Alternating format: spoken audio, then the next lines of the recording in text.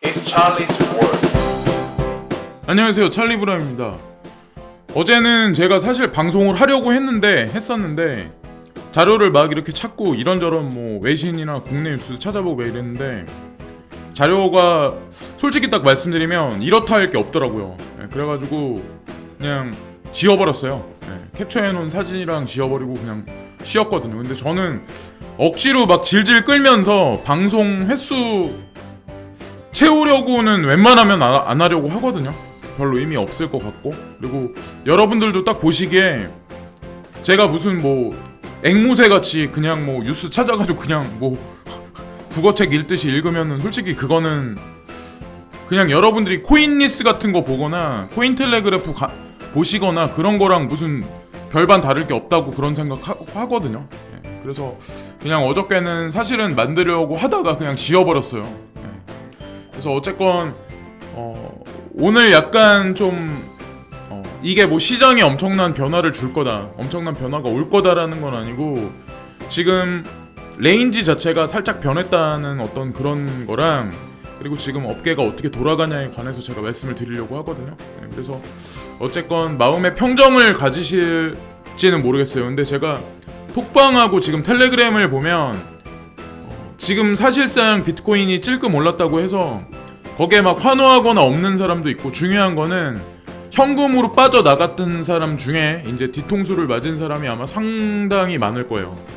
제가 알기로는. 그래서 일부 코인 빼고는 웬만하신 분들은 아마 그냥 홀딩 하시는 게 아마 낫다고 제가 생각을 했었던 거고, 그래서 그 방송에서 말씀을 분명히 드렸던 거고. 자, 여기 이거 보시면은 이거는 지금 토탈 마켓 캡 차트예요.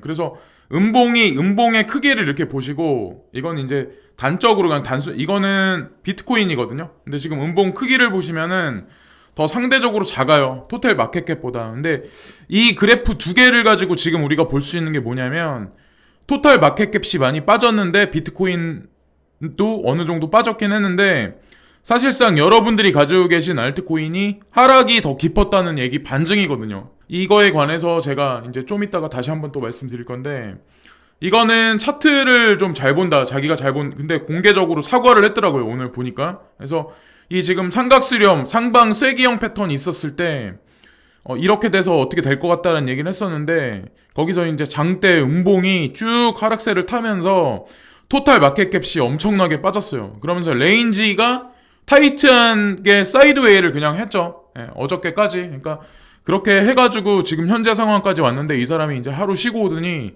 야, 공개적으로 내가 너네들한테 진심으로 미안하다, 이런 얘기를 하더라고요. 그래서 어쨌건 역시 차트대로 안 가는구나. 그러니까 똑같은 거예요. 서울대, 예를 들어서 서울대 경영학과 뭐 대학원을 나왔어, 예를 들어서. 그랬다고 해서 그 사람이 사업했다고 해서 100%다 흥하는 건 아니거든요.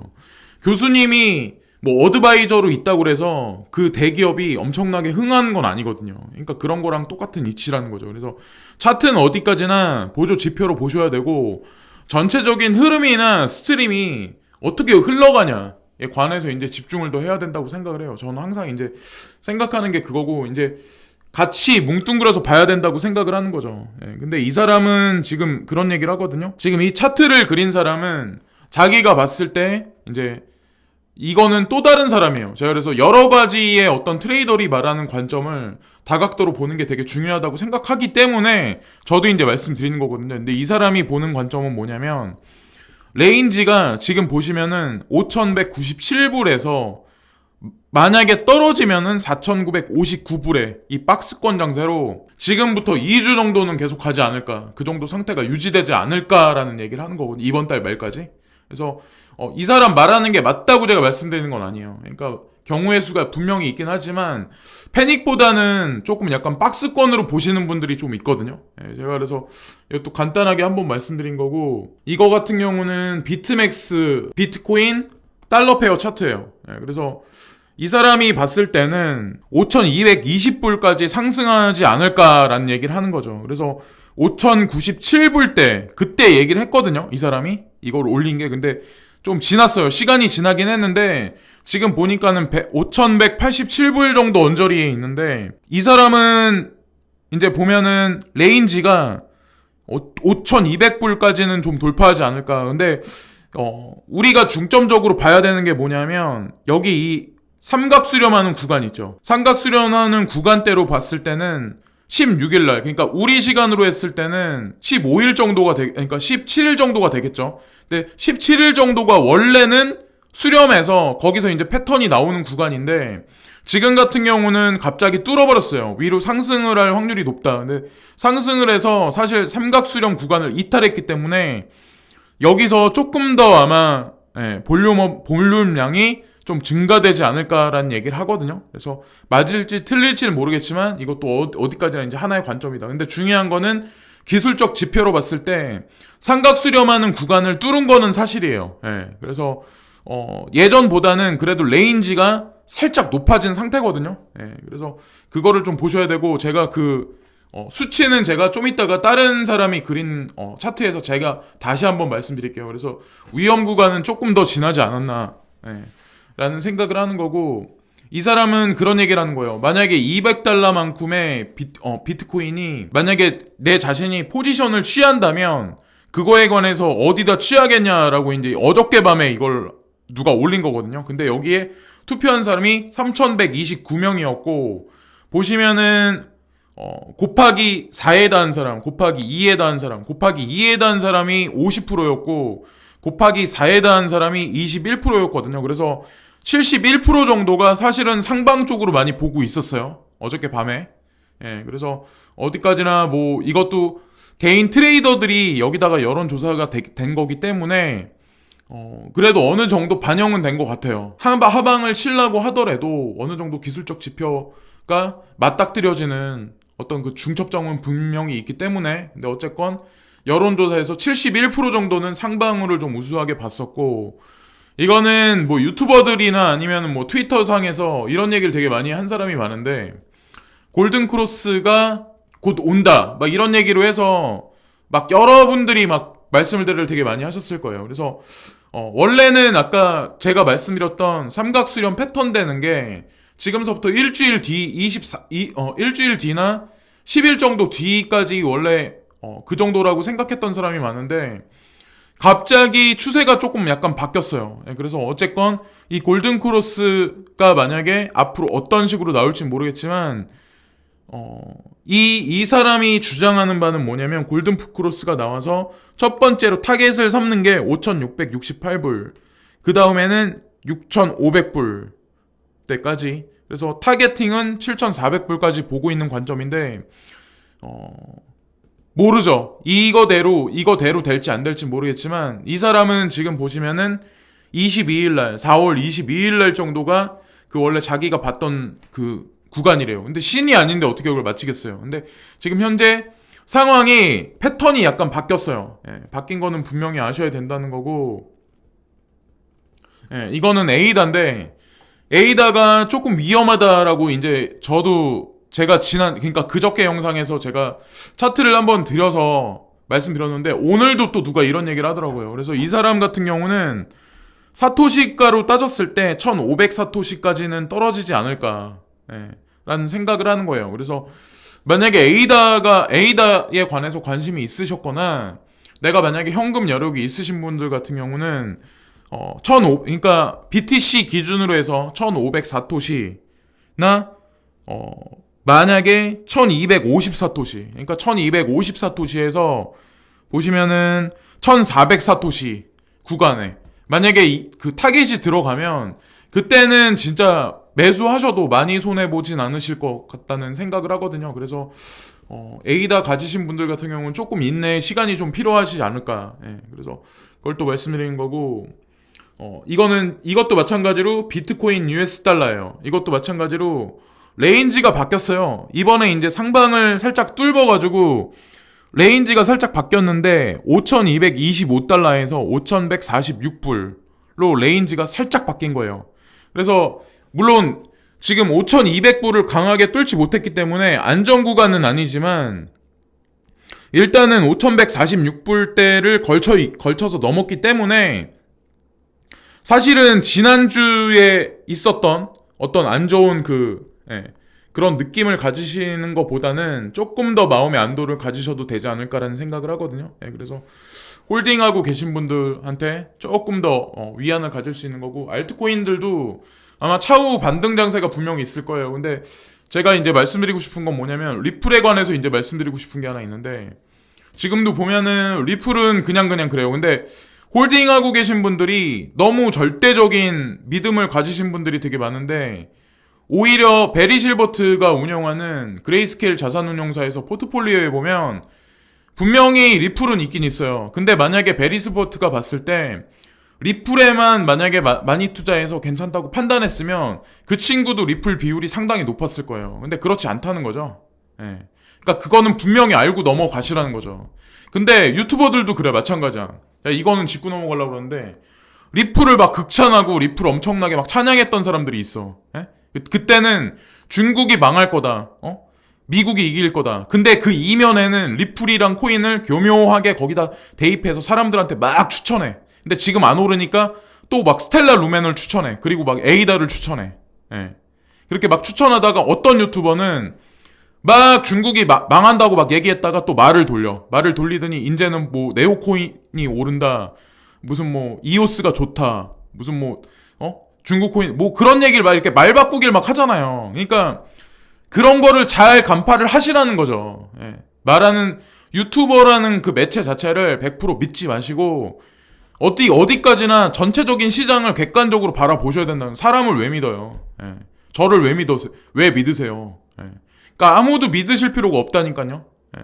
근데 그 기준이 되는 힘을 키우시려면 내 자신이 우뚝 설 수 있는 어느 정도 정보력을 가지고 있는 내 자신만이 가지고 있는 뭔가 있어야 돼요. 예. 그러기 위해서는 공부를 항상 매일 뭐 3시간, 4시간이라든 무슨 글을 많이 보신다던가, 그런다고 뭐 조그만 코인 막 블로그질 해가지고 사람들 막 선동하고 막 이런 거에 낚이지 마시고 시총 높은 코인 위주로 공부를 많이 하시고, 전체 제가 말씀드리는 미중 패권이나 무역전쟁에 관해서도 가만히 제 얘기를 들어보세요. 저는 어느 편으로 들지 않아요, 절대. 근데 흐름을 제대로 보자는 거. 제가 뉴스에다 할애하는 시간이 하루에 5시간이 넘어요. 예. 국내 외신 뉴스 막 이런 거 전반적으로 다 보거든요. 저는 미국 관련, 중국 관련 다 봐요. 좀 재미없을 수도 있는데 그렇게 하는 게 낫지 않을까 제가 말씀드리는 거죠. 그러니까 괜히 너무 리플에만 심취하셔가지고 막 또 제가 이 말하면은 이제 내가 많이 거기다 포트에 많이 담았고 많이 가격이 안 오르니까 그것만 막 매달려가지고 누가 막 디스하면은 막 죽일 듯이 그러는데, 냉정하지 않으면 이 시장에서 결국 승리하지 못해요. 그러니까 사람을 잘 가려서 보시라는 거죠. 예. 객관적으로 모든 거를 그렇게 하시는 게 낫다고 판단되고, 그리고 이거는 인디아 뱅크에서 지금 고려를 하고 있다. 블록체인 테크에 관한 거에 페이먼트 하는 거에 관해서 고려하고 있다. 그래서 작년에는 이제 그런 얘기가 많이 나왔었거든요. 인도에서 뭐 비트코인에 관련해서, 블록체인 관련해서 자기네는 지향이 아니라 지양 할 거다. 근데 또 말 바꾸기 하잖아요. 얘네도 매스컴도 마찬가지예요. 말 바꾸기를 계속하는 거. 얘네는 그냥 중간자 입장에서 보도를 할 뿐이긴 하지만 중간에 유튜버라는 그런 인간들이 이제 개입이 되면 또 이게 이상하게 흘러가네. 근데 그거를 사람들이 믿는다니까요. 그러니까 객관적인 지표를 많이 보시려면은 조금 많이 내 자신이 찾아보는 것도 중요해요. 이 사람 저 사람 말을 많이 들어보시는 것도 중요하고. 그러니까 괜히 리플에만 몰빵하셔가지고 암 걸리시잖아요. 예를 들어서 암 걸리면 나중에 리플 코인 올라가지고 암 치료하는데 돈 다 들어가는 거죠. 그러니까 포트폴리오를 좀 스프레드, 그레이스케일의 베리 실버트 같이 좀 스프레드해서 좀 이렇게 중장기적으로 보실 정도, 그렇게 보시는 게 낫다는 거죠. 저도 물론 리플이 있어요. 적지 않게 있긴 있는데 그런 관점에서 봐야지 결국에는 이 시장을 조금 평온한 마음으로 한 발 멀리서 볼 수 있다는 거죠. 그래서 좀 우려스러운 마음이 돼서 제가 말씀드리는 거예요. 그래서 인도에 관해서 지금 뭐 인도가 뭐 이거 하는데 뭐가 중요해라고 말씀하실 분들이 되게 많아요. 근데 2030년까지, 지금 이제 2020년이 안 되는데 2033년까지 가잖아요. 근데 제가 항상 말씀드리지만, 야, GDP일 뿐이야 라고 말하는 사람 많아요. 근데 중국이 첫 번째 올라가고 두 번째가 인도라는 나라가 올라갈 수밖에 없다니까요. 미국이란 나라는 떨어질 수밖에 없어요. 그거는 제가 그런 지표를 보고 말씀드리는 게 아니라 제가 그런 나라들을 다 진짜 일화로 둘러봤어요. 예, 둘러봐보고 사람들 말하는 거나 그 주변에 이제 왜 다국 예를 들어서 이제 포항제철 같은데 다니는 사람들, 이사 같은 사람들 있잖아요. 그 정도 급 되는 사람들이면 출장을 다녀도 되게 많이 다녀요. 근데 제가 그랬단 얘기가 아니라 저는 그런데 좋은 기업에 못 다녔지만 그런 사람들하고 말도 많이 해봤거든요. 같이 살아도 보고 했기 때문에. 그런 사람들이 왜 그런 식으로 생각을 했냐 하는 거를 제가 2015년에 누구를 만났었는데 그런 사람들이 왜 인도 가서 사업을 하겠어요? 다 이유가 있는 거거든요. 더럽고 힘들고 덥고 예를 들어서 안 좋은 것도 되게 많은데 하여튼 그래서 어쨌건 인도가 지금 블록체인에 관해서 이런 식으로 받아들인다. 근데 인도에서 중심이 되는 11개나 되는 은행들이 있는데 그 은행들이 지금 이 페이먼트에 관해서 블록체인을 도용하겠다. 그러니까 도입하겠다는 그런 얘기거든요. 보시면은 여기서 또 보시면은 작년 7월이죠. 작년 7월에 브라질, 러시아, 인도, 중국 및 남아프리카 공화국을 포함한 각 브릭스 회원의 5개 주요 은행은 디지털 경제를 향상시키기 위한 분산 원장 기술 개발에 관해 양해각서 모듈에 서명을 했다. 라고 나오죠. 근데 여기 보면은 신흥국들이 쭉 나와 있어요. 근데 제가 왜 이런 얘기, 여기 지금 나와 있는 나라를 되게 하찮게 보시는 분들 되게 많을 거예요. 러시아라든가, 브라질이라든가, 인도라든가, 중국이라든가, 하다못해 남아프리카 공화국 같은데. 남아프리카 공화국이라는 데를 잘 모르시는 분들은 뭐 흑인들 잔뜩 살고 잘 못 사는 나라로 판단하는 사람 많은데, 유럽에서 좀 내놓으라는 사업하는 사람들 있죠. 예를 들어서 뭐 프랑스라든가, 이탈리아 지금 먹을 게 없고, 그런 쪽에 독일이나 이런 데 있는 사람들 중에 많은 사람들이 많은 유럽에 있는 어떤 그 사업가들이 눈여겨보고 진출을 하고 돈을 그쪽으로 옮기는 나라가 사실은 남아프리카 공화국이에요. 기후도 되게 좋고 그리고 생각보다 거리도 되게 깨끗한 데도 많고 유럽 사람들이 주로 많이 가 있어요. 실제로는. 그리고 건물 같은 것도 보면 유럽 같아.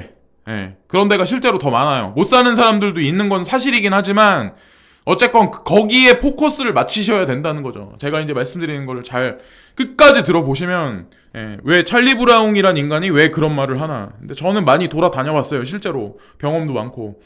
삼성 SDS가 기업용 블록체인 확대 위에 인도 마인드라와 맞손. 그래서 마인드라 뭐 자동차 만드는 회사의 대표적인 얘네 사업이 원래는 자동차 완성차 업계 그거잖아요. 근데 워낙 돈이 많고 성공적으로 계속 했기 때문에 여러 나라의 여러 가지 어떤 괜찮은 고급 브랜드 자동차를 많이 매입도 했어요. 실제로 운영도 많이 하고 성공적으로 키워놓는 것도 사실이고 하다못해 영국에 있는 기업도 마인드라 안에 들어가 있는 것도 되게 많아요. 지금 현재 상황이 마인드라에서 운영하는 IT 기업이 있는데 거기하고 SDS하고 지금 같이 블록체인 협약을 맺었다. 끝에 보면은 제가 말씀드리고 싶은 게 하나 있어요. 삼성 SDS는 IBM을 비롯한 다양한 협업 상대와 손잡고 사업 강화를 모색 중이다. IBM이 주도하는 IBM 블록체인 플랫폼 위원회 참여를 비롯해 네덜란드 ABM 암로, 로테르담 항만공사 등에 이어 이번 마인드라와의 파트너십으로 대상을 넓혀가고 있다. 여기도 IBM이 나왔어요. 그리고 IBM하고 같이 공조해서 협업을 한대. 그래서 제가 스텔라 루멘이 좋다라고 말씀드리는 게 아니라 무슨 얘기냐면 리플이란 코인이 금융권에 집중해서 뭐 그것만 뭐 될 거다라고 말하는 사람이 많지만 사실상 보면 제가 리플 투자하는 사람은 예전에 지금 이제 80원대 그때 제가 말씀드렸던 거 기억나는데 리플 투자하는 사람은 웬만하면은 제가 스텔라 루멘 투자하는 게 낫겠다고 말씀드린 적이 있었을 거예요. 그래서 사실은 제가 여러 가지 그러니까 어떤 그런 면에서 균형 있게 약간 분산하자 그런 의미에서 제가 말씀드렸던 거예요. 사실은. 그래서 어쨌건 뭐 지금은 시간이 약간 늦어서 제가 봤을 때는 그냥 고해야 될 수밖에 없는 것 같아요. 지금 와서는 이거는 비트맥스 CEO 이게 아서 헤이스죠. 이분이 이제 앞으로 이제 보면은 코인의 가격이 5만 불까지 올라갈 거다. 비트맥스 CEO가 이제 그런 얘기를 했어요. 그래서 올해는 이 사람이 전망하기에 올해 연말까지는 만약에 3,000불대로 한 번은 하락을 할 거다라는 얘기를 해요. 이 사람은 이제 기술적 분석의 관점으로 얘기를 하는 거고 3,000불대를 만약에 한번 하락을 하면 그 다음에 올해 연말까지 최소한 못해도 10,000불 이상은 갈 거다라는 얘기를 하는 거죠. 프리미엄이 전혀 안 낀 상태에서. 근데 한국 같은 경우는 지금 마이너스 프리미엄으로 아마 돌입할 수도 있어요. 근데 중요한 건 어쨌건 이 사람이 바라보는 그 시각이 진짜 객관적으로 바라보는 걸 수도 있거든요. 그러니까 막 너무 헛된 뭐 얘를 공상, 망상, 너무 희망회로가 아니라 최소한 10,000불. 저도 최소한 10,000불은 갈 거라 생각을 하거든요. 예, 그래서 뭐 정고가 700이 못 넘는다. 그러니까 7,000달러가 못 넘을 거다라고 말하는 사람들도 있긴 하지만 제가 보는 측면은 그래요. 그러니까 비트코인 ETF나 벡트거래소 오픈도 올해는 넘지 않을 거예요. 예, 아무리 늦는다고 해도 결국에는 브렉시트, 프렉시트 이런 거랑 결국엔 다 연결돼 있다 생각을 하거든요. 그리고 IMF 라가르드 총재가 요즘에 집중해서 많은 얘기를 하는데 그거랑 덧붙여서 제가 한번 또 말씀을 드릴게요. 왜 그런가 논리적으로 제가 보는 시각이 이거는 이제 한 개의 비트코인이 보면은 앞으로 7년에서 10년 이내에 1밀리언만큼 갈 거다. 그러니까 한국 돈으로 따졌을 때 10억 이상이에요. 그래서 이 사람 말이 맞다 틀리다라고 누가 얘기하겠어요. 근데 중요한 거는 지금 만약에 추세가 시점 자체가 이런 식으로 계속 가가지고 그러니까 IMF에서 지금 만들어낸 SDR이라고 통화바스켓이라는 데 있고 브렉시트가 만약에 문제가 불거져서 그 안에 들어있는 예를 들어서 유로라는 통화 그리고 미국 달러, 그리고 영국 파운드, 막 이런 것들이 문제가 생기기 시작을 하잖아요. 그럼 결국에는 그런 거죠. 비트코인 ETF를 통한 여러 가지 것들이 결국에는 ETF가 통화 바스켓 안에 들어갈 수밖에 없다는 거죠. 예. 그러면 얘기가 아마 그때서부터는 또다시 시작이 될 거예요. 예. 라가르드 그쪽 IMF에서도 이런저런 여론조사를 계속 하고 있는 거기 때문에 저는 그쪽으로, 궁극에 결국 그쪽으로 흘러갈 수밖에 없고, 1밀리언만큼 갈지 안 갈지는 누가 알겠어요. 근데 그러니까 지금보다는 나을 거라는 거죠. 그리고 웬만한 집이나 주식에 투자하시는 것보다는 그게 오히려 나을 수 있다는 거죠. 저는 그거에 관한 거는 100% 확신해요. 이거는 그리고 뭐 여러분들도 예전서부터 제가 계속 말씀드려가지고 아마 아시겠지만 우버 IPO 신청, 암호화폐 최대 수혜 업종 전망 이거를 베리 실버트가 이런 얘기를 했죠. 근데 저는 제가 소프트뱅크에 관해서 작년 7월 달부터 암호화폐에 관해서 사실은 블록체인 산업에 관해서 4차 산업혁명에 관해서는 주도권을 가지고 있는 핵심 기업이 소프트뱅크라고 말씀을 분명히 드렸고 그에 관련된 코인이 어떤 거다, 어떤 거 같다 라고 제가 말씀드린 적이 있었고 빗썸하고 연관해서 한번 같이 엮어서 보자라고 말씀드린 적이 있고 그랬었고 리프트사가 그러니까 카쉐어링 그 비즈니스 하는데 미국에서 리프트사가 있고 우버가 있는데 우버하고 리프트는 상대도 안 돼요. 근데 사실 리프트가 성공적으로 IPO가 끝났고 더 중요한 거는 차후에는 우버가 리프트사를 먹을 수도 있어요. 사실은 예. 제가 개인적으로 보는 관점은 그렇거든요. 그러니까 부채가 어느 정도 올라가게 일부러 눈여겨보고 있다가 아마 약점을 잡아가지고 인수합병 작업에 들어갈 수도 있죠. 적대적 인수합병에. 예. 그렇게 저는 제가 만약에 손정이라면은 그 방법을 취할 것 같거든요. 예, 자본의 힘이 됐든 뭐 회계적인 어떤 그런 그래가지고 하여튼 예, 그건 일단락해서 말씀드리고 우버가 만약에 이번에 잘 될 거다. IPO가 잘 될 거다. 그래서 그 자금들이 우버는 뉴욕 증권거래소에 상장되었을 때 약 1,000억 달러의 가치가 있을 것으로 예상하고 있다. 우버는 2019년 4월 11일 미국 증권거래위원회에 자사주식의 주식 제공을 신청했다. 11일 날 신청했으니까 머지않은 시간 내에 결과가 분명히 나올 거고 우버는 현재 전 세계 63개 국가 40억 명의 서비스를 제공하고 있으며 우버의 암호화폐 결제 도입 여부는 아직 구체화되진 않았지만 우버 운전자를 중심으로 비트코인 결제 도입에 대한 논의가 되고 있다. 그래서 트위터상이나 유튜버애들 보면 우버 지금 운전하시는 분들 있잖아요. 그분들이 비트코인을 받아야 된다라는 얘기를 되게 많이 해요. 여기저기서 주장을 되게 많이 해요. 근데 그거는 그 사람들이 주장했다고 그게 되는 게 아니라 결국에는 우버 최대 주주가 누구예요? 16.5%의 지분을 가지고 있는 손정희 회장이란 말이에요. 이번에 IPO에서 잘 넘어가서 자금 확보를 하면 이 사람이 또다시 자기가 눈독 들였던 어떤 핀테크 업체나 어떤 그런 거에 관해서 블록체인 업체에 관해서 분명히 또다시 매입에 들어가기 시작을 할 거예요. 그거랑 지금 있는 거랑 이제 연결고리를 만들겠죠. 근데 이거는 국내 뉴스예요. 거래보다 범죄 수단으로 더 많은 인기를 누리는 비트코인. 색다른 시각을 통해 모두가 행복시 세상을 만들고자 합니다. 예. 어쨌든 머니투데이에 나온 뉴스인데 지금 보면은 이게 11일날 나온 뉴스예요. 근데 별로 썩 좋은 뉴스는 아니에요. 예.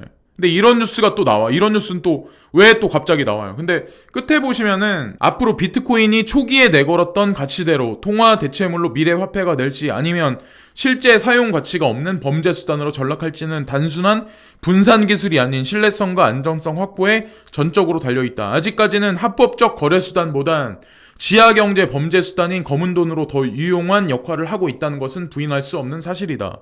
엄청 부정적인 얘기예요. 예. 그러니까 앞으로 밝을 수도 있는데 지금 현재 상황은 안 좋다. 근데 실제로 그렇진 않잖아요. 우리가 아는 거랑 이 기자분이 쓰는 얘기랑 사실 약간 갭이 커요. 예.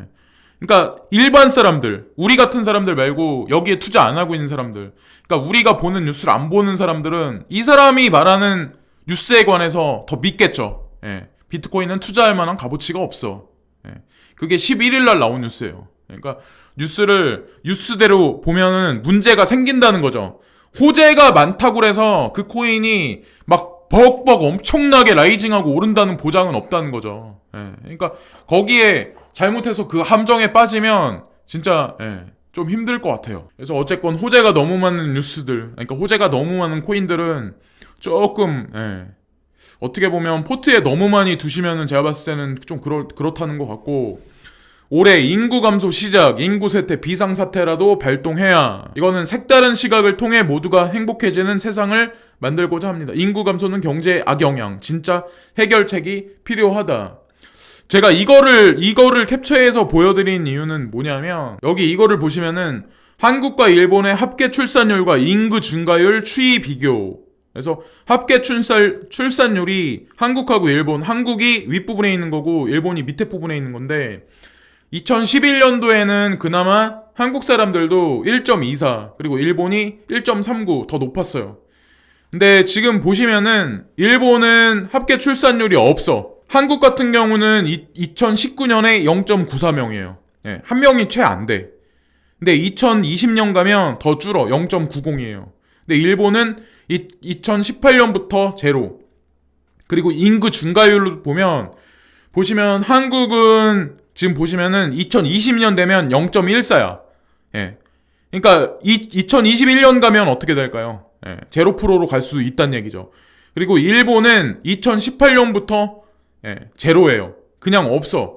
2011년부터 마이너스 0.1%, 그리고 2017년에 마이너스 0.18%, 인구가 계속 줄고 있어요. 근데 제가 이걸 보고 말씀드리고 싶은 이유가 뭐냐면, 그래서 한국이 뭐 경제가 안 좋아진다 이런 걸 말씀드리려고 하는 게 아니에요. 그러니까 우리가 암호자산에 투자하고 암호자산에 관해서 왜 그림자 금융 세력들이 왜 포커스를 맞추고 거기에서 새로운 양적 완화하고 새로운 산업을 도출해서 인류를 유지시키려고 하는지에 관해 제가 말씀드리려고 하는 거예요. 지금 이거는 표본 추출 조사지만 한국하고 일본에 국한된 거지만 서진 G7, 서진 선방 G7에 보면은 거기도 마찬가지로 인구는 계속 줄고 있어요. 그죠? 우리만큼 빠르진 않지만 걔네도 마찬가지로 인구는 점점 줄고 있단 말이에요. 일본같이 이렇게 빠르진 않지만 우린 일본을 뒤따라가긴 하지만, 근데 중요한 거는 독일도 마찬가지야. 독일도 사람들이 어느 정도 먹고 살만하고 의식이 올라가니까 어떻게 보면 생각 없이 누구랑 만나서 그냥 막 애 낳고 그냥 뭐 이것저것 생각 안 하고 막 그러진 않으려고 그래. 그러니까 약간 자기 우선주의가 미국같이 발현되는 거죠. 나 자신을 생각하는 이기주의가. 그러니까 물론 돈 버는 것도 걱정이 있지만 어느 정도 경제 수준이 올라가니까 사람들이 그런 거고, 오히려 인도 같은 나라, 그러니까 중국 같은 나라보다 약간 더 개발의 여력이 있는 나라가 인도 같은 나라인데, 거기는 사람들이 이제 최하단의 생활 수준에서 점점 올라가기 시작을 하니까 사람들이 예전에는 집에 뭐 생활도구 없어. 돈 벌기도 되게 막막해. 근데 임금도 올라가. 실제로 임금도 올라가고 있을 거예요. 여러 가지 것들이 발전하면서. 그러면 뭐 누굴 만나서 연애도 더 많이 하고 자식도 낳을 생각할 거 아니에요. 그럼 걔네가 더 발전 여력이 있다는 거죠. 그러니까 그림자 금융 세력들 자금이 몰려가는 거는 오히려 미국이란 나라 G7 서진 선방 G7이 아니라 오히려 그런 나라들에서 중국이라든가 인도네시아라든가 뭐 인도라든가 이런 쪽으로 몰려간다는 거죠. 그리고 전 세계에서 가장 젊은 층의 인구 비율이 가장 많은 인구가 그 국가가 인도라는 나라예요.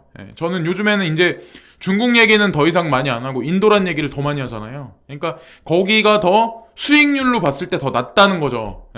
그래서 중국에 있었던 사람들이 이제 중국이 성장률이 더딜 수밖에 없으니까 이제 어느 정도까지는 올라가겠지만 인도로 간 사람이 더 많아요. 사실은. 그러니까 중국에서 사업했던 사람들이 인도로 간 사람이 더 많다는 얘기죠. 그거를 아시면 좋을 것 같고, 저는 근데 한국이 인구가 감소하는 거랑 부동산 시장도 사실 맞물려 있다고 생각을 하거든요. 여러 가지 것들. 뭐 아니다라고 말씀하실 분도 있겠지만 어쨌건 제가 보는 관점은 그래요. 그리고 서울 아파트 거래는 줄었지만 가격 하락 공감 아직. 강남 3구 1년 전보다 90% 이상 거래량 급감. 거래는 줄었지만 최고가 아파트 경신도. 근데 아마 아시겠지만 실제로 가격은 많이 하락 안 했어요. 떨어져 봐야 올라간 거에 대비하면 개미 눈곱만큼 더 하락 안 했어요. 지금 현재 진짜 상황이 그래요. 근데 뭐 제가 개인적으로 보는 거는 지금 현재가 아니라 만약에 우리나라에 3년 이내, 그러니까 3, 4년 이내에 예를 들어서 진짜 통일이 된다면 저는 서울 같은 경우, 그러니까 뭐 호재거리가 껴있는 일부 경기도 내에 있는 지역 같은 경우는 저는 집값 같은 게 빠지는 게 아니라 오히려 더 오를 거라 생각을 하거든요. 그러니까 뭐 지방에 있는 일부 지역 같은 경우 그런 쪽보다는, 그러니까 그거는 사실상 통일이라는 거랑 인데 약간 어떤 그거랑 다이어그램을 같이 이렇게 오버랩해서 보기 때문에 제가 그런 결론을 내는 거지. 만약에 한국 경제도 마찬가지예요. 통일이라는 그게 만약에 없다면 인구 감소 측면하고 전체적인 산업이 축소되는 거. 더 이상 한국 같은 경우도 세수 거래를 낼 수가 없어. 정부에서는 지방세를 받을 게 없어. 부동산도 거래가 없어요. 아마 아실 거예요. 부동산 하시는 분들은. 거래가 없는데 세수가 없는데 그걸 어디서 내겠어요. 사람들한테 뭐 국민연금이라든가 아니면 뭐 건강보험이라든가 이런 거에서 많이 뜯어먹어야죠. 사람들한테. 그거는 계속 올라갈 수밖에 없잖아요. 어느 시점까지는. 그래서 지금 현재 상황이 그렇고, 이거는 좋은 콜레스테롤 HDL을 높여주는 쿠바산 폴리코사놀 화제. 그래서 제가 이거를 딱 보고 말씀드리려는 거 하는 게 뭐냐면, 야, 쿠바산 폴리코산을 엄청 좋아. 이거 사 먹자. 이런 걸 말씀드리려고 하는 게 아니에요. 그러니까 웃긴 건 뭐냐면, 그러니까 엄마들, 그러니까 아버지들이 많이 보는 프로들이 있어. 또 특이한 게. 뭐 황금알이라든가 막 뭐 HDTVC인가? 하여튼 뭐 JTV 이런 데 보면은 조선일보 TV 막 이런 데 보면은 뭐 그런 프로들이 있어. 주로 이제 엄마들이 봐. 그리고 또 한국에, 그러니까 뭐 방송 3사 같은데 KBS, SBS, MB, 그런 데도 보면은 가만히 보면은 무슨 뭐가 좋아, 무슨 열매가 좋아, 무슨 기름이 좋아. 그럼 그거를 동시다발적으로 미디어에서 그렇고 연속적으로 떠들어. 그거를. 그럼 사람들은 거기에 막 몰려. 와! 하고 막, 야, 이거 엄청, 근데 알고 보면 거기에 들어있는 무슨 뭐 DHL이라든가 DHA라든가 뭐 이런 몸에 좋은 어떤 그 콜레스테롤 같은 게 예를 들어서 한국산 들기름 같은 거 있잖아요. 한국산 들기름 같은 거. 그런 거 잘 구해가지고 드시면은 오히려 그거보다 못할 수도 있다는 거죠. 근데 씨앗도 마찬가지야. 들깨 같은 거 드시면 되는데 무슨 외국에서 무슨 뭐 유기농 무슨 뭐 씨앗이니 이러면 거기에 사람들이 막 관장을 해. 그래서 그거를 막 가격이 엄청나게 비싸게 팔아. 그러다가 그게 또 약간 냄비가 식잖아요? 그만 4개월, 5개월, 6개월 있다가 그걸 또 반값에 팔더라고요.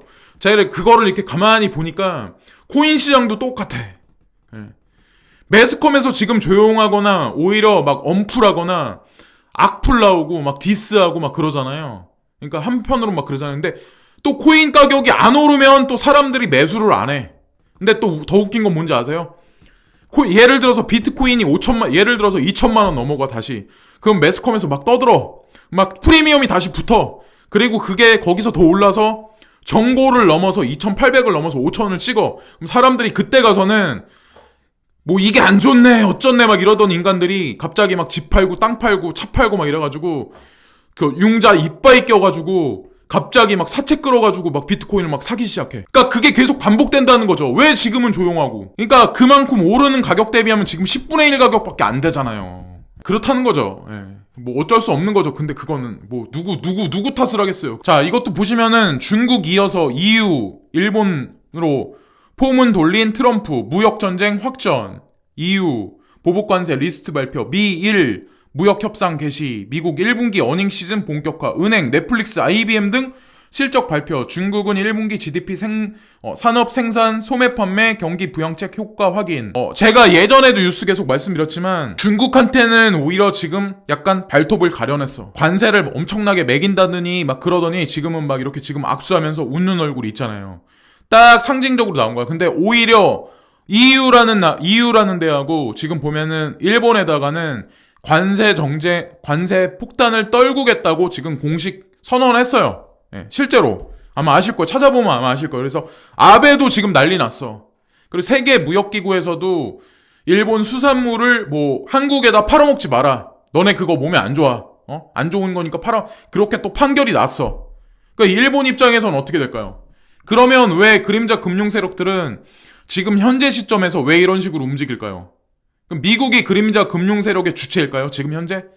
제가 그랬잖아요. 미국 뒤에 있는 미국이란 나라 껍데기를 쓴 알맹이는 따로 존재한다고 제가 말씀드렸잖아요. 그래서 이런 얘기하는 사람이 있어. 유튜브를 가만히 보면 암호화폐 관련한 사람도 그 말 하더라고. 제가 어저께인가 그저께 살짝 돌려보다가 미국이란 나라가 중국이란 나라를 한 1년 정도는 봐줄 거다. 1년 동안 앞으로 오를 거다. 근데 그게 아니라니까요. 이 지금 중국이란 나라에 들어가는 머니는 한 머니가 아니야. 6개월, 1년 있는 한 머니가 아니라니까요.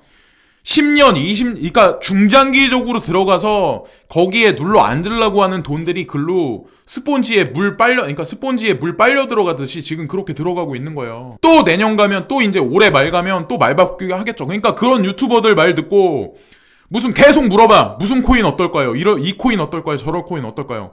근데 알고 보면 내용이 없어. 그런 사람들 떠드는 게 무슨 내용이 있어요. 단적으로 보면은 그런 사람들이 뭐라고 얘기를 해. 언급을 해. 예를 들어서 뭐 무슨 코인 오를 것 같아요. 뭐 괜찮아 홀딩해. 이러면 또 마음의 안정을 찾아. 그거는 웃긴다는 거죠. 마음의 안정 찾을 게 뭐가 있어요. 그게 내 자신이 그 코인에 관해서 잘 알아보고 대응을 해야지. 무슨 그렇게 한번 물어봐서 그렇게 했다 무슨 뭐 마음에 그러니까 그게 너무 웃긴다는 거죠. 제가 보기에는. 근데 뭐 어쩔 수 없는 것 같아요. 사람이 원래 이거는 IMF 정치 경제 하방 리스크 대응 위에 다자주의 강화해야. 이거는 이번에 IMF 회의에서 나온 거예요. 라가르드 총재가 이제 진두지휘하고 있는 현재 상황에서. 근데 다자주의란 얘기가 나왔잖아요. 근데 원래는 1극 체제야. 예? 미국 중심에. 근데 보면은 1극 체제이면서 원래는 G7 서진선방 G7이 전 세계를 원래 이렇게 쥐락펴락하고 모든 정책 결정이나 통화에 관한 것도 원래 결정이 됐었어요. 그렇기 때문에 SDR이라는 통화 바스켓도 분명히 있었던 거고, 기존에는 그 통화가 힘을 발휘하는 것도 되게 컸고, 근데 지금은 보면은 여기서 보면은 다자주의 강화해야라고 나오잖아요. 근데 제가 말씀드리잖아요. G7 중심에서 G20 중심으로 변한다. G7이라는 거에 지금 현재 있는 중국이라는 나라, 그리고 인도라는 나라 넣기가 뭐하니까 G20를 앞세워서 모든 중요한 그러니까 정책 같은 거, 세계 경제나 금융이나 법안에 관한 거를 G7에서 많이 다뤘던 거를 G20 쪽으로 옮겨가고 있는 지금 현재 상황이라니까요. 그래서 이거를 어떻게 보면은 논리가 안 맞는다라고 보실 분들이 있지만, 가만히 이런 기사에서 나오는 이런 말들, 단어들을 잘 가만히 퍼즐을 맞춰보세요. 그러면은 12일하고 13일날 IMF-FC 열려 홍남기 부총리 참석해 발언, 그리고 인구 변화 등 구조적 도전 과제에 공동 대응해야. 아까 제가 그 인구 변화 있는 거 제가 말씀드렸죠. 근데 그거에 따라서 그림자 금융 세력도 자금의 회전을 한다고 제가 말씀드렸죠. 그리고 IMF 지배 구조, 신흥국 경제력 반영하는 방향 개편돼야 주장. IMF 지배 구조. 기존 지금 현재까지는 G7 위주로 자금의 어떤 그거에 관해서 거기서 돈을 빌려다가 IMF에다 구제 요청을 어느 나라에서 하면 거기서 돈을 빌려줬어. 근데 지금은 그게 아니잖아요. 오히려 선진 G7이 힘이 약해지고 돈이 없어. 얘네들이.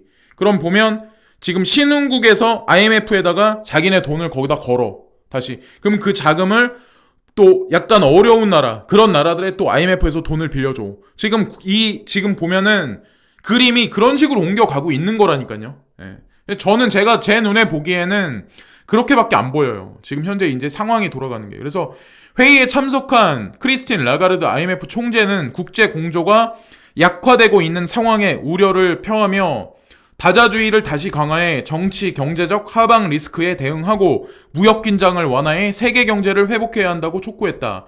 이와 함께 인구 구조 양극화 심화, 신기술 대두, 기후변화 등 구조적 도전 과제에 대해 국제사회가 공동으로 대응해야 한다고 강조했다. 라고 나오죠. 근데 여기서 첫 번째 문장에 보시면 IMF 총재가 국제 공조가 약화되고 있는 상황, 이 얘기는 뭐냐면 미국에서 자국 우선주의로 뒤로 한 발 빼고 있어. 점점 자금 수혈도 안 하고 점점 빠지고 있어. 근데 그 상황에 IMF도 사실 껴있는 거예요. 알고 보면.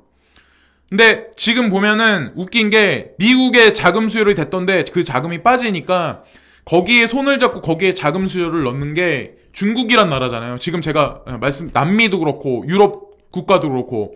근데 보시면은 IMF 측에서 살짝 그런 얘기는 했어요. 중국이 원래는 IMF가 그 역할 노릇을 해야 되는데 보면은 지금 중국이 먼저 성공을 해가지고 거기다가 그러니까 무슨 어느 국가가 경제가 안 좋아. 그러면 IMF에 그 자금이 들어가야 되는데 오히려 지금 중국 자금이 들어가 있는 거예요. 그러니까 그거에 관한 우려 섞인 말은 라가르드 총재가 분명히 하셨어요. 그 말씀은. 그래서 어쨌건 흐름은 지금 그렇다는 걸 제가 말씀드리는 거고 이거는 매출 40% 늘었지만 손실이 1,000억대, 속빈 강정된 티몬, 작년에 5,007억 영업이익 내면서 4,294억 IMF 따라잡았지만 적자도 4년 연속 증가 추세, 양날의 칼, 슈퍼마트 주요인, 티몬 수익 동반 성장 기틀 조성. 이것만 보면은 사람들이 어떤 생각을 할까요?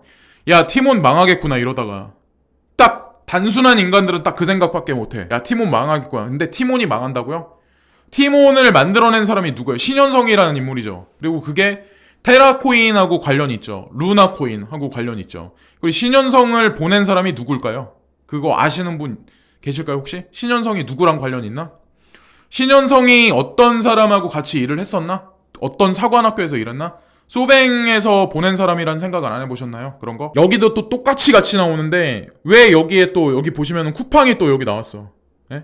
적자 대표적인 이커머스 기업인데 보시면은 티몬의 지난 9년간 누적 손실 규모는 8천억에 달한다. 그리고 최대 주주인 홀버그 크레비스 로버츠와 앵커 에쿼티 파트너스는 5천만 달러를 투자를 받았지만 지난해 손실 규모의 절반에도 미치지 못한다. 당장 눈앞에 난 구멍을 메우기에 급급한 규모라는 것이다. 마찬가지로 매년 손실 규모가 커지고 있는 쿠팡은 지난해 손정희 소프트뱅크 회장이 이끄는 비전 펀드로부터 2조 5천억 원의 투자를 유치하며 우려를 일축했다. 움직임 일수 금액의 규모가 다른 만큼 적자 확대 전략 역시 다른 시선으로 바라볼 수 있다는 것이다.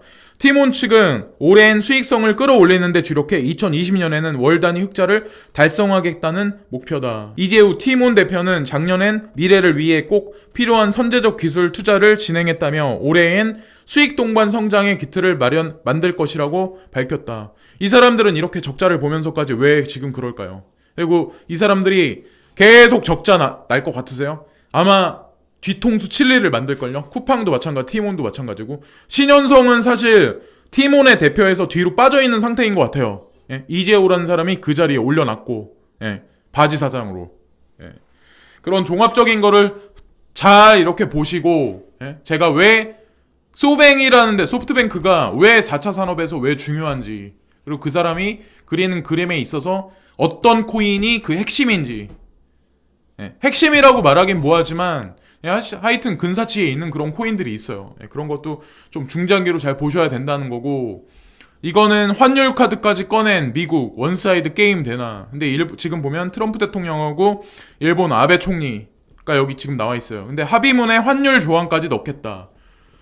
문우신 재무 강경 발언 쏟아내 일본 물품 무역 협상 선 그었지만 트럼프 무역 불균형 해소 벌려 농산물, 차 관세 협상 등 난항 예상. 이거에 관한 거는 제가 이제 작년에 만든 영상에서 아마 분명히 제가 발언을 분명히 한 적이 있을 거예요. 그러니까 일본이 친미다라고 말했던 사람이 있을 거예요. 근데 지금 일본이 이런 식으로 되면 결국에는 일본 같은 경우는 중국에다가 다리를 걸칠 수밖에 없어요. 예, 중국에다가 오히려 손을 벌릴 수밖에 없어요. 그런 상황에 갈 수밖에 없어요. 악수를 청하고 시진핑한테. 제 말이 틀린가 보세요. 앞으로 어떻게 되나. 그래서 뭐 친미가 어떠네, 친중이 어쩌네 이렇게 말하는 사람들이 있어. 단순하게 그냥 자기네 생각대로만 그냥 뭐 해석을 해서 그냥 단순하게 말하는 사람들이 있어요. 유튜버도 가만히 뭐 암호화폐 관련해서도 마찬가지야. 암호화폐 관련해서 경제하고 덧붙여서. 근데 저는 제가 그랬잖아요. 그러니까 저랑 해석하는 방식이 틀리고 보는 인사이트 전체 그런 게 약간 틀리다고 제가 말씀드렸어요. 저는 되게 오랫동안 이런 거 관심이 많고 그래서 진짜 어릴 때부터 되게 많이 봤어요. 이런 거를 봐왔고 직접 그런 나라 가서 여러 가지 경험해서 나와서 제가 이 영상을 만드는 거기 때문에 뭐 엄청 월등하다 잘났다고 잘 말씀드리는 게 아니라 결과를 보고 말하자는 거죠. 말 바꾸기 하는 인간들하고 찰리 브라운이라는 인간하고 어떤 차이가 있나. 그리고 이거는 인도가 소프트웨어 수출 매년 느는데 한국은 내리막길 걷는 까닭. IT 서비스 패키지 소프트 분야 급감, 자금 인력 부족 탓에 내수 쏠려. 그러니까 제가 이걸 또 보여드린 이유는 뭐냐면 그렇다고 인도가 엄청난 나라다라고 제가 보여드리는 건 아니고 인도라는 나라를 너무 이렇게 하찮게 보지 마시라는 거죠. 그러니까 사실은 실리콘밸리에 가서 일하는 사람 그리고 전 세계 복지학 시장에서도 인도라는 나라가 차지하는 비중이 상당히 높아요. 실리콘밸리에서 일하는 친구들 중에 실제로 제가 알기로는 60% 이상이 되는 사람이 아마 인디안이라고 알고 있거든요. 그래서 왜 그런지에 관해 그리고 그들이 거기서 어느 정도 트레이닝이 되고 어느 정도 사업을 했던 사람들도 본국으로 돌아가서 다시 움직이는 사람들 되게 많아요. 그리고 지금 보면은 IBM이 됐든 페이스북이 됐든 소프트뱅크 손정희가 됐든 인도에 자금 수요를 되게 많이 하고 있는 거고 그리고 유수의 다국적 기업에 일했던 사람들도 이제 인도라는 나라 많이 가고 있는 것도 사실이고 어쨌건 그래서 2위에 갈 거라는 거에 관해 저는 확신하고 이거는 통장 비밀번호 필요 없어요. 맨손으로 예금 출금 가능해진다. 그래서 이것도 제가 이제 실제로 봤는데 국민은행에 그저껜가 갔는데 이거 하더라고요. 정맥 인식에 관해서 이거 서비스 한다고. 그래서 보시면은 12일 오후 서울 여의도 KB 국민은행 본점 최종구 금융위원장이 은행 창구 앞에 놓인 휴대폰 크기의 전자기기 위에 손바닥을 올렸다. 1초 뒤 띡 하는 전자음이 2번 울렸다. 최 위원장 손바닥 정맥을 통해 본인 확인이 완료됐다는 신호다. 이후 모니터에 전자서명을 한 뒤 그는 계좌에 있던 돈을 인출받을 수 있었다. 라고 나오죠. 지금은 모바일 폰이야. 근데 더 진보되면 어떻게 될까요? 그리고 또 한 가지 중요한 게 연세 드신 분들이 야 내가 이거 전자금융 어떻게 사용해? 내가 암호화폐 어떻게 사용해? 나 이런 거 몰라. 잘 될 거라는 건 알아. 이쪽으로 몰려갈 수밖에 없다는 건 알아.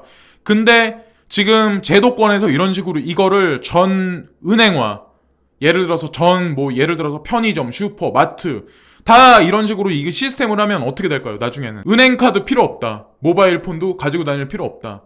계좌 내가 외울 필요 없다. 비밀번호 몰라도 돼. 결국에는 암호화폐랑 연관돼서 움직일 수밖에 없어요. 그리고 범상용화가 돼서 더 보편적으로 지금보다 더 쉽게 사용을 할 수 있을 수밖에 없는 4차 산업혁명으로 가는 거죠. 국민은행도 이런 식으로 움직이기 시작을 했는데. 그래서 이 뉴스를 끝으로 말씀드리는데 오늘 암호화폐 관련해서 제가 말씀드리지 않은 것도 아마 분명히 많을 거예요. 그래서 야 뭐 찰리 브라운 얘기하는 거 재미없다라고 말씀하실 분들도 있겠지만 제 영상을 계속 보신 분들은 아마 아시겠지만 저는 항상 일관되게 계속 주장을 말 바꾸긴 절대 안 해요. 제가 뭐 중국이 물러난다. 인도는 허접하다. 근데 미국은 오히려 경제가 점점 내리막을 갈 거다라고는 저는 계속해서 주장하잖아요. 그리고 그게 1년에 국한된 얘기가 아닐 거다라고 제가 얘기를 하잖아요. 근데 말 바꾸는 사람을 잘 유심히 관찰을 해보시라니까요. 왜 그 사람들이 그러나? 되게 짧아서 그래요. 보는 눈이 세상을 보는 어떤 그런. 그래서 뭐 그거는 뭐 어쩔 수 없는 거죠. 근데 어쨌건 뭐 다들 지금 암호화폐 투자하셔가지고 지금 시세가 이렇게 저렇게 그렇다. 제가 이제 저한테 이제 댓글 달리는 거 보면 알거든요. 그리고 카톡이 많이 없을 때는 시세가 많이 안 좋은 거야. 그리고 현금한 사람들이 거기서 이득을 못 나면 댓글도 안 달아. 그리고 무슨 코인 조금 오르면 사람들이 막 환호해. 근데 그런 사람들조차도 많이 없다는 얘기는 지금 시장에서 수익 본 사람이 많이 없다는 얘기예요. 사실은 모르겠어요. 저는 그냥 끝까지 그냥 킵고잉 하는 게 더 낫다고 판단하거든요. 모든 면에서. 지금 어떠한 이미 투자하셔가지고 이 바닥에 계신 분들은 어떻게 보면 노아의 방주 안에 그냥 배가 출발하기 전에 조용하게 그냥 껌 씹으면서 아니면 뭐 간식 드시면서 차창밖을 보면서 그냥 가만히 계시는 게 낫다는 거죠. 네. 지금까지 찰리 브라운이었고요. 도움되실 뉴스를 오늘 뭐 전해드리진 못한 것 같아요. 근데 끝까지 잘 건강들 관리하시고 나중에 돈 쓰시려면 건강하셔야 되잖아요. 그러니까 어쨌건 끝까지 지금까지 찰리 브라운이었고요. 항상 감사합니다. 구독과 좋아요 부탁드리고 오늘도 즐거운 하루 되세요. 예, 감사합니다.